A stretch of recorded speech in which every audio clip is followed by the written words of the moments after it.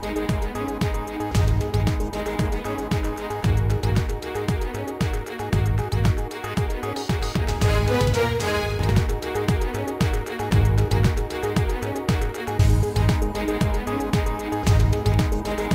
আজকের বাংলাদেশে, আপনাদের সঙ্গে আছি আমি খালেদ মুহিউদ্দিন। ৫ জানুয়ারি রাজনীতি অঙ্গনের কারো কাছে গণতন্ত্রের নবমুক্তি, কারো কাছে গণতন্ত্র পতনের দিন। প্রধান দুই দলের মুখোমুখি অবস্থানের কারণে দিনটি জনতার কাছে আপাতত আতঙ্ক আর দুর্ভোগের দিবস। এসব নিয়ে আজকের আলোচনা।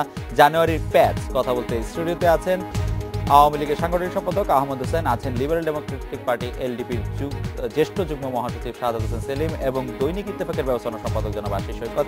স্বাগত আপনাদের। আপনাদের সাথে কথা বলার আগে এই মুহূর্তে গুলশান বিএনপির কার্যালয়ের সামনে আছেন সহকর্মী ইলিয়াস হোসেন, সরাসরি তার কাছে যাচ্ছি। ইলিয়াস হোসেন, এই মুহূর্তে গুলশান কার্যালয়ের নতুন কোনো খবর আপনার কাছে আছে কিনা? জনাব ইলিয়াস হোসেন।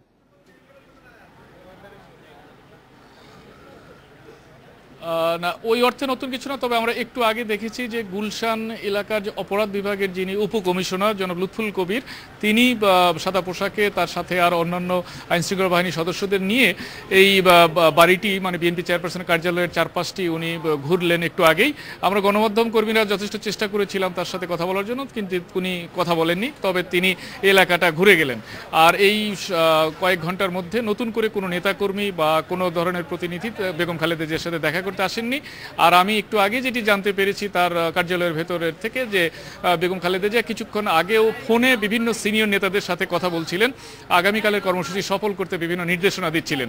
এ সময় কখনো জাতীয়তাবাদী মহিলা দলের নেত্রীরা বা কখনো ভাইস চেয়ারম্যান সেলিমা রহমান সাথে ছিলেন, আবার কখনো তিনি একদম একা কথা বলেছেন টেলিফোনে বিভিন্ন নেতাকর্মীদের সাথে।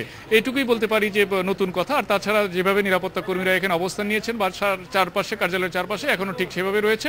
মাঝে মাঝে নিরাপত্তা বাহিনীর বিভিন্ন গাড়ি টহল দিচ্ছে। আপনাকে ধন্যবাদ। আপনি আমাদেরকে নিশ্চয়ই নতুন খবর হলে জানাবেন। জনাব আহমদ হোসেন, আমি আপনার কাছে একটি বিষয় জানতে চাই। আগামীকাল আওয়ামী লীগের কিছু ঘোষিত কর্মসূচি ছিল, 16টি অন্তত ঢাকার 16টি স্থানে সমাবেশ করার কথা ছিল।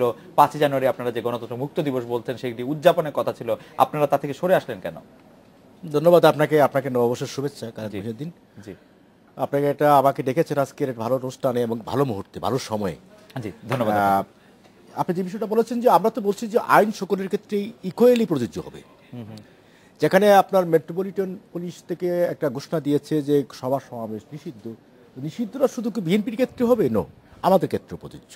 আপনারা আওয়ামী লীগের পক্ষ থেকে এর আগে কখনো 140 ধারা ভেঙেছিলেন? আওয়ামী লীগের পক্ষ থেকে 144 আমরা তো মার্শাল ল সান্ধ্য ব্রেক করেছি। আপনারা সভা সমাবেশ নিষিদ্ধ এরকম অবস্থা সভা সমাবেশ করেছিলেন এর আগে? আমরা মার্শাল ল যখন ছিল, আর্মি গভর্নমেন্ট ছিল, জিয়াউর রহমান যখন সামরিক শাসক ছিল, তখন আমরা সেটা মোকাবেলা করেছি। মানে আপনারা যখন সরকারে থাকবেন তখন আইন মানবেন, সরকারে যখন থাকবেন তখন আইন মানবেন না। আপনি বিষয়টাকে এরকম ভাবে দেখবেন না। যখন জিয়াউর রহমান সামরিক শাসক ছিলেন তখন কিন্তু সংবিধান স্থগিত ছিল। এখন সংবিধান যেটা আপনার সামনে আছে, সংবিধান যখন স্থগিত ছিল না এমন কোন সময় আপনারা সভা সমাবেশ নিষিদ্ধ থাকা অবস্থায় সভা সমাবেশ করেছেন কিনা? সংবিধান যখন স্থগিত ছিল না আমরা সমাবেশ করেছি। আমাদের সেই গণতন্ত্র, তার মানে সেই সময় আপনারা আইন ভেঙেছেন? আমরা আইন ভেঙেছি আমরা গণতন্ত্রকে পুনরুদ্ধার করার জন্য, তার মানে শান্তিকে প্রতিষ্ঠার জন্য। আমি কি এরকম আমরা একটা দেশকে শান্তি আসতে পারি যে আপনি সরকারে থাকলে আইন মানেন, সরকারের বাইরে থাকলে আইন নাও মানেন, এরকম হয় না? বিষয়টি সেভাবে দেখা উচিত হবে না। আওয়ামী লীগের ইতিহাসটাকে আপনি একটু আপনারা বিবেচনায় নেবেন। আওয়ামী লীগ এটি এদেশের ঐতিহ্যবাহী রাজনৈতিক প্রতিষ্ঠান এবং গণতান্ত্রিকভাবেই এই পার্টির জন্ম হয়েছে এবং গণতান্ত্রিকভাবেই এই পার্টির বিকাশ হয়েছে। এই পার্টি কখনো ক্ষমতায় এসে তৈরি হয়নি, সংবিধান লঙ্ঘন করে এই পার্টির জন্ম হয়নি, সংবিধান স্থগিত রেখে এই পার্টির বিকাশ হয়নি। কাজে সংবিধানকে লালন করা, ধারণ করা এবং সমুন্নত রাখাই হচ্ছে এই পার্টির মূল এজেন্ডা এবং মূল প্রতিজ্ঞা এবং প্রত্যয়।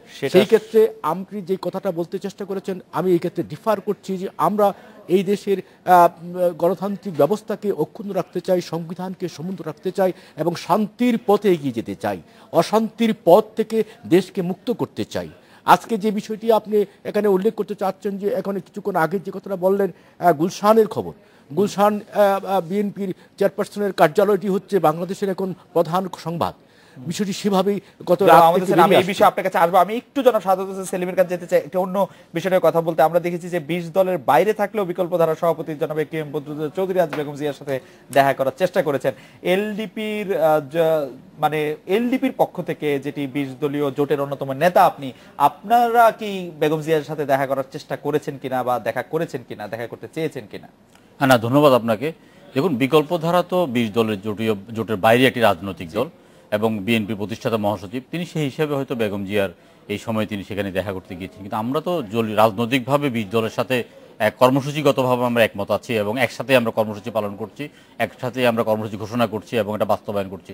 সুতরাং এই ঘটনার মধ্যে আমাদের সেখানে আলাদা করে দেখা করা আমাদের সাথে তো সাংগঠনিকভাবে এবং রাজনৈতিক কর্মসূচির কারণে আমাদের সাথে প্রতিনিয়ত যোগাযোগ আছে।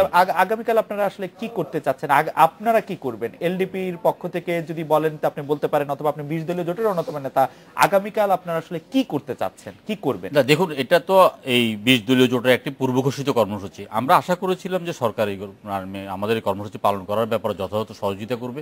আসলে একটি আপনার সরকার মত প্রকাশের স্বাধীনতা এইভাবে রুদ্ধ করবে এটা আমরা ধারণা করি নাই। এখন বিষয়টি যেটা দাঁড়িয়েছে সেটা হলো যে আমরা আগামীকালে আমাদের ঘোষিত কর্মসূচি এখন পর্যন্ত ঠিক আছে। আমরা আমাদের যেখানে পুরনো নয়াপল্টনে বিএনপি কার্যালয়ের সামনে আমাদের যে সমাবেশ হওয়ার কথা, আমরা সেই সমাবেশে যোগ দেওয়ার চেষ্টা করব। আপনারা বলছেন বটে যে সরকার এরকম আপনারা আশা করেন না, কিন্তু আপনি নিশ্চয়ই আজকে খেয়াল করেছেন আজকে বিভিন্ন জায়গায় বিক্ষিপ্ত সংঘর্ষের ঘটনা ঘটেছে, একজন মারা গেছেন ককটেলের আঘাতে, গাড়িতে আগুন দেওয়া হয়েছে, বাসে আগুন দেওয়া হয়েছে, অনেক জায়গায় গাড়ি ভাঙচুর করা হয়েছে।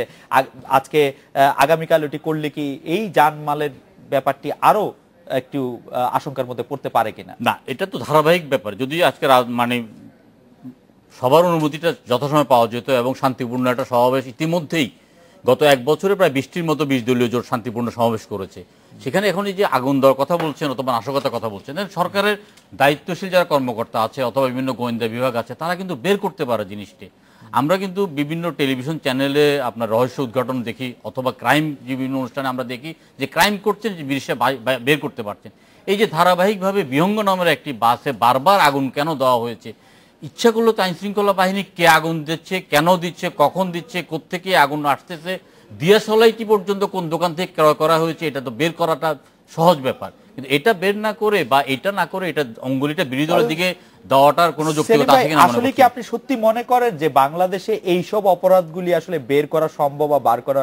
যেমন আমরা কি এখনো জানি কারণ বাজারে সেই বাসে আগুন কে দিয়েছিল, যেটি বিএনপি আমলে হয়েছিল এবং আওয়ামী লীগের একটি কর্মসূচির সময়, আমার যদ্দূর মনে পড়ে হরতাল কর্মসূচিতে আশিস ভাই নিশ্চয়ই ভালো বলতে পারবেন, সেটি কি বের করা হয়েছিল, বের করা গেছিল?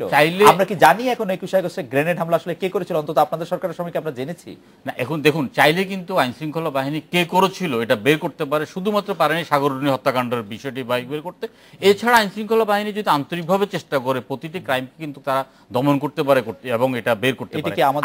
আজকে আরেকটি জিনিস যেটা বলেছেন যে একজন মারা গেছেন, আমরা যদ্দূর জেনেছি যে একটা সালিশি বৈঠকে উপস্থিত থাকা অবস্থায় সেখানে আত্মঘাতী সম্ভবত বোমা হবে অথবা বোমার সাথে ছিল, বোমার বিস্ফোরণে একজন মারা গেছেন। সেখানে তো বিরোধী দলের ব্যাপারে অন্তত এই ক্ষেত্রে আঙ্গুলি নির্দেশ করার কোনো কারণ নেই। বা অন্যান্য জায়গায় গাড়ি ভাঙচুরের বেশ কিছু ঘটনা ঘটেছে, বায়তুল মোকাররমের উত্তর গেটে বাসে আগুন দেওয়া হয়েছে।